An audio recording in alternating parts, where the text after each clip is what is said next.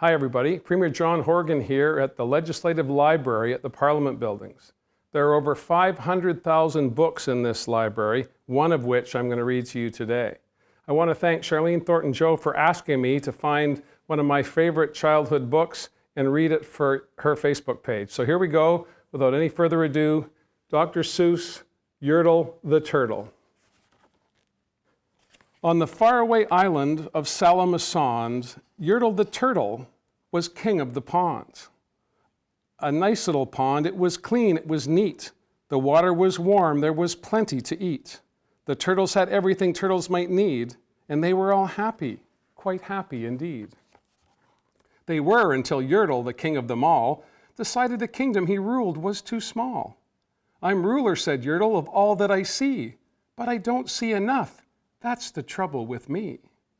With this stone for a throne, I look down on a pond, but I cannot look down to the places beyond. This throne that I sit on is too low down.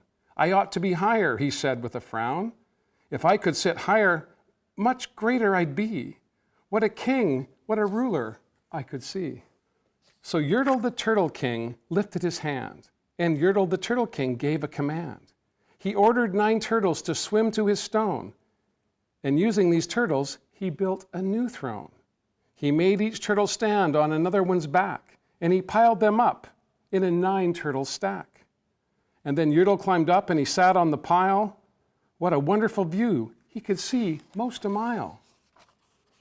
"All mine," Yertle cried, "all the things I now rule. I'm king of a cow and I'm king of a mule.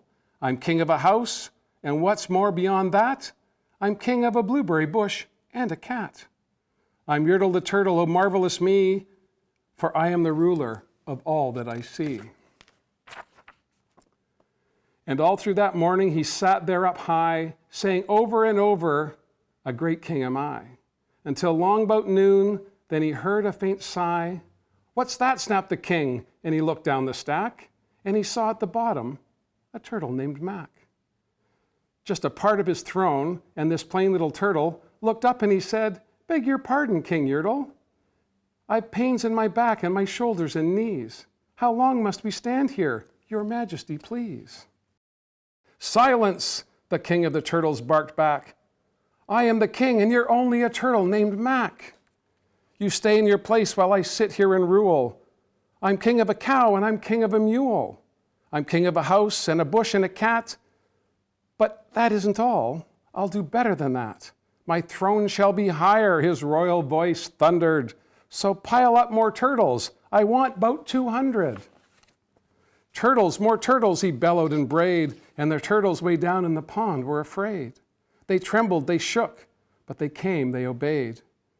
From all over the pond, they came swimming by dozens, whole families of turtles with uncles and cousins.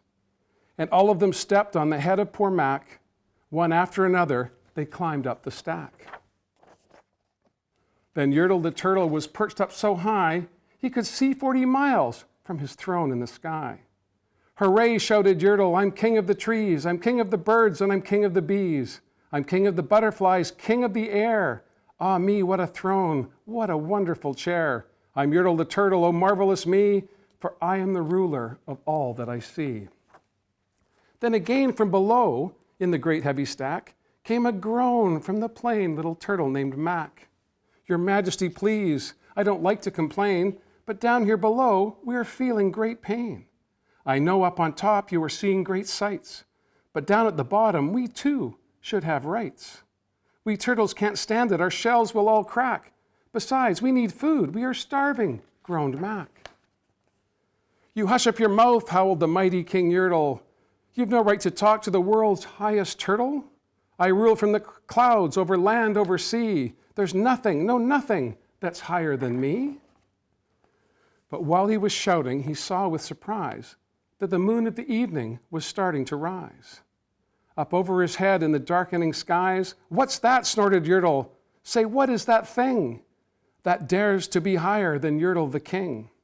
I shall not allow it, I'll go higher still. I'll build my throne higher, I can and I will. I'll call some more turtles, I'll stack them to heaven. I'll need about 5,607. But as Yertle, the Turtle King, lifted his hand and started to order and give the command, that plain little turtle below in the stack, that plain little turtle whose name was just Mac, decided he'd had enough, and he had. And that plain little lad got a little bit mad.